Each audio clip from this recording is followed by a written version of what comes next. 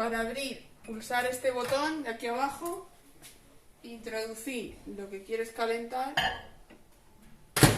y simplemente en esta barrita vas deslizando o pulsando el más y vas subiendo el tiempo que quieres para calentarlo.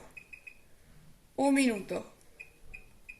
Le das al play y ya está.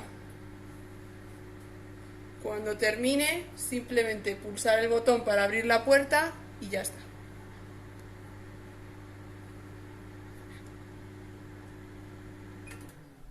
Pausar o stop 2 veces, abres la puerta y ya estaría.